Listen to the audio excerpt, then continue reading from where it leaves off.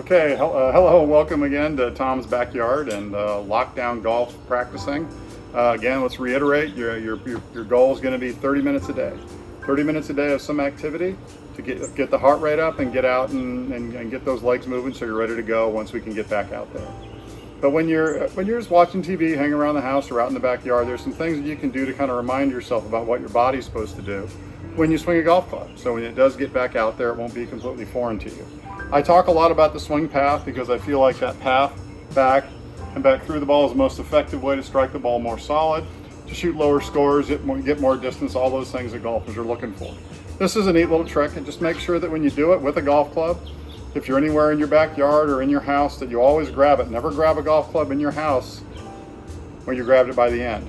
Never do that because anything can be in the way. Chandeliers, furniture, the spouse, the dog. We don't want to strike that. We don't want to strike that dog just unless he's done something on the carpet. So what you want to do is you want to grab it, and if you're a right-handed player, you want to make sure it goes right up your left arm. And what that does is that creates the swing path that you're looking for.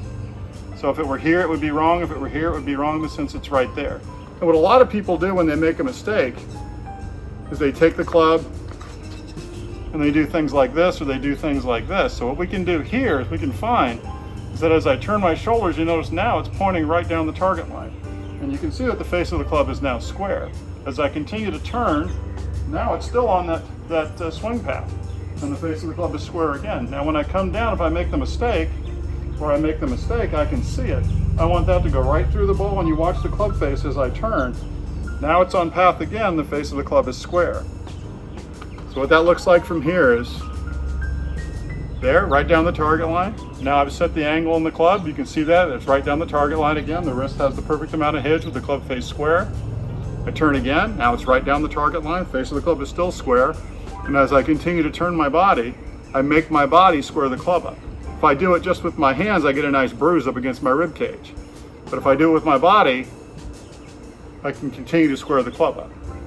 So do that. That'll get your swing plane trained a little bit. Maybe help you get rid of that slice when you get back out there. You guys know who you are, your gals know who you are that hit those slices. This will actually help you do that. Because the slice is actually, if I do this, it's actually if I come this way.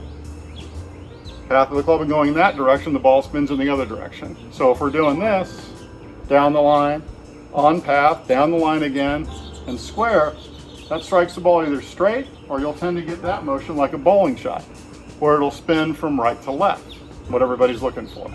So if you do that, that's a really good drill to keep yourself sharp, and you'll be ready to go once we get out there. Hope to see you soon. Remember, 30 minutes a day, and we'll see you at the links.